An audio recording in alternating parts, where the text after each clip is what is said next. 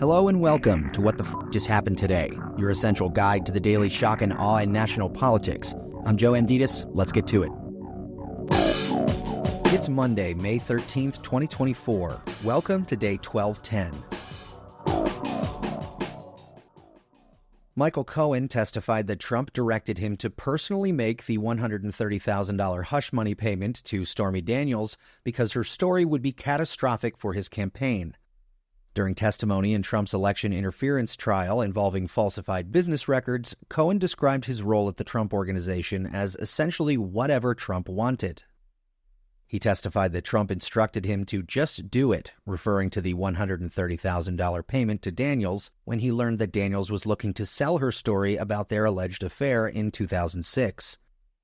At one point, Trump told Cohen, "I thought you took care of this. I thought this was under control. This is a disaster, a total disaster. Women will hate me. This is going to be a disaster for the campaign." Trump later instructed Cohen to just take care of it, but to drag out negotiations as long as possible to just get past the election. I win, it has no relevance because I'm president, and if I lose, I don't really care. Moving on, a State Department report says it is reasonable to assess that Israel used American-provided weapons in Gaza in a way that is inconsistent with international law.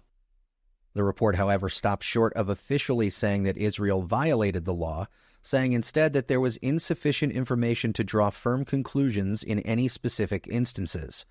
The report concluded that Israel's assurances that it's not violating U.S. or international law were credible and reliable, and the finding allows the continued supply of U.S. weapons to Israel.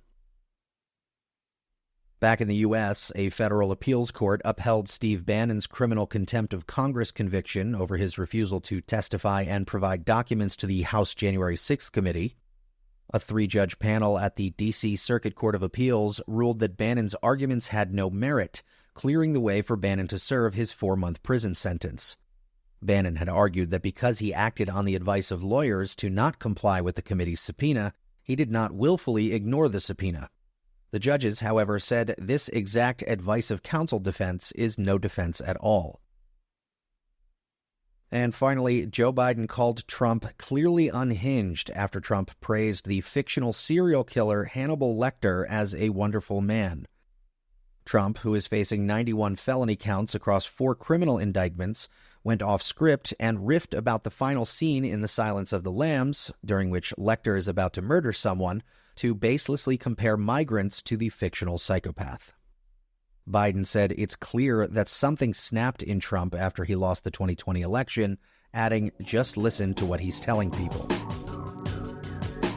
That's all for now. You can find the links and sources for all of these stories on the main website. And as always, visit whatthefjusthappenedtoday.com for the latest news and headlines. Until next time, I'm Joe Amditis.